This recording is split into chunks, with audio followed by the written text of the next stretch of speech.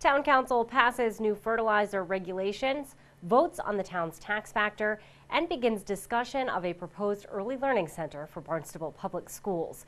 We have details from last night's Town Council meeting on this episode of Barnstable Today. It's Friday, November 21st, 2014. I'm Sarah Mannel.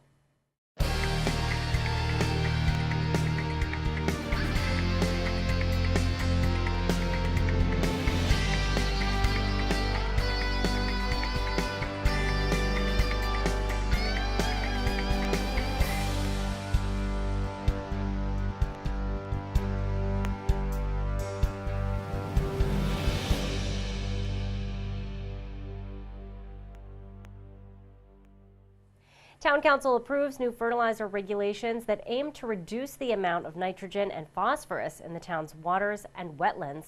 The new ordinance would educate frequent users on best practices. Some of those best practices include restricting fertilizer applications from October 1st to March 31st and abstaining from applying fertilizer during or immediately prior to a heavy rainstorm. That measure was passed unanimously. Council also approved a $90,000 appropriation order for the Sandy Neck Dune Nourishment Program. Beach Park Manager Nina Coleman says the project is extremely important. As Lynn mentioned, we are starting to get into trouble on our Sandy Neck coastline. We've had extensive erosion over the past few years. The problems became very apparent during the winter of 2012-2013. Many of you probably remember the storm Nemo came right out of the north, took a lot of our natural dune with it, followed by a nor'easter. In response to the concerns that we had for the integrity of the parking lot, we did do a sacrificial sand placement in December of 2013.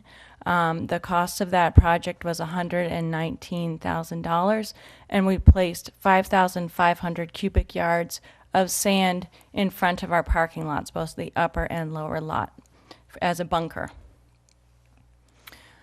So what's happened since December 2013 is we did have that sand there that gave us a little bit of breathing room to get us through that winter. Unfortunately, this fall, we've had 2 nor'easters in a row, both in October and November, and we have lost a considerable amount of that sacrificial sand. The graph at the top shows the sacrificial sand loss.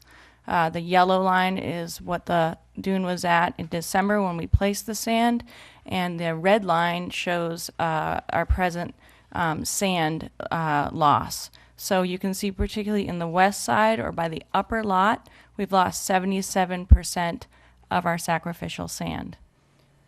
All town councilors present voted to support the Sandy Neck Dune Restoration Program. The annual tax classification vote was held during last night's town council meeting. Director of Assessing Jeff Rudziak talked about the pros and cons of keeping the town of Barnstable at a factor of 1. The first item on the agenda is called classification, or splitting the tax rate. It allows the removal of a portion of the residential tax levy for payment instead by the commercial, industrial, and personal property classes. That's CIP, if I use that term again. State law limits the additional levy burden on these properties to an increase of up to 50% of the original total CIP levy. So it's limited by how much they were already going to pay. As the presentation on the 6th demonstrated, for each dollar saved by a residential taxpayer, the CIP taxpayer will have to pay an additional $7 to $7.50 in taxes, regardless of the amount of the percentage chosen. It is proportional all the way up those percentages, The question before you is whether this is a worthwhile policy to enact in the name of tax equity. Under pros, it's a very minor residential tax reduction under the circumstances because of the 90% residential we have versus 10% CIP. The cons, it's a substantial tax increase to all CIP property. Executive Director of the Main Street Business Improvement District, Elizabeth Werfbane, urged the council to support maintaining that factor of 1. I'm here about the tax factor of 1, obviously representing 99% locally owned businesses, mom and pops on Main Street, Hyannis, that deal with a seasonal economy, and especially after we know what the economy's been like in the past 8 years.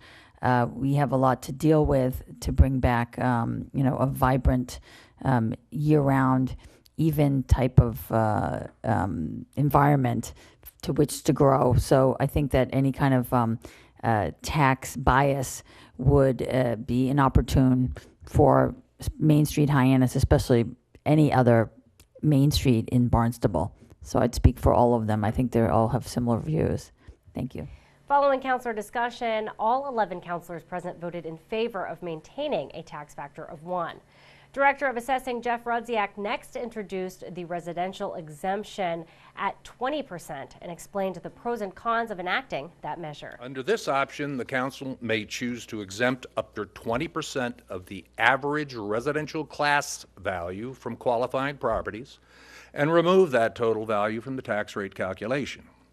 This increases the residential tax rate by 90 cents this year, if a 20% level is adopted.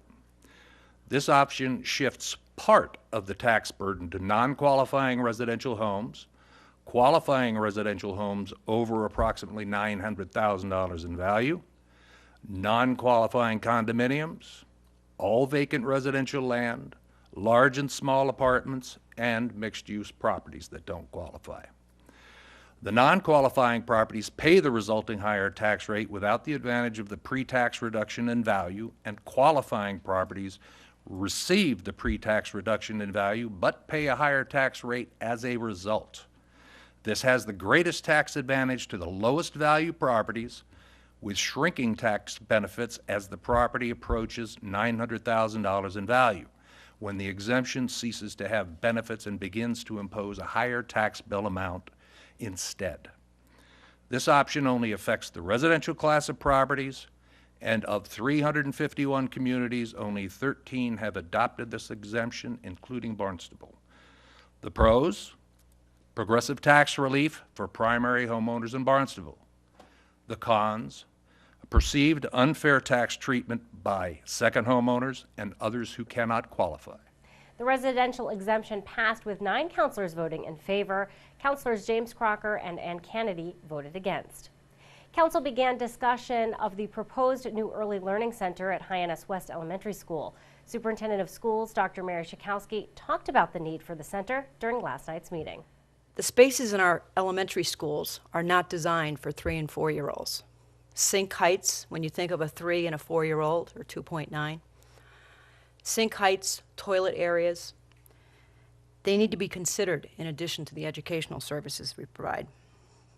Most state-of-the-art, modern integrated preschools have bathrooms in the classrooms. So you can imagine 15 3-year-olds taking them to go to the bathroom down the hall, and the amount of time that that will take, as well as educating children about toileting at that age and using a facility within the classroom. They become very independent very quickly. We also do not have any dedicated spaces for occupational therapy, physical therapy, indoor recess. And most preschool classrooms are centered-based, where there might be a space for morning meeting. There might be a space for story space. They also need space for movement, because a lot of these children coming in have physical disabilities that require swings and types of occupational therapy apparatus. So since 2006, this program, the integrated preschool program, has been moved 3 different locations, and sometimes even split. Right now we have 2 preschool classrooms at the high school and 2 at Centerville. We're not able to pool our resources for speech, language, OT, and it doesn't make for an efficient use of time. In order for the project to move forward, Council would need to approve an additional $564,000 in funding. That vote is scheduled to take place during the December 4th Council meeting. We'll be sure to tune in to our hour-long news program, Barnstable This Morning, weekdays at 7 a.m. On Monday's show, we will talk with Town Manager Tom Lynch. We'll chat with Superintendent of Schools Dr. Mary Schakowsky. Plus, we'll have all the news and information you need. For Barnstable Today, I'm Sarah Mannel.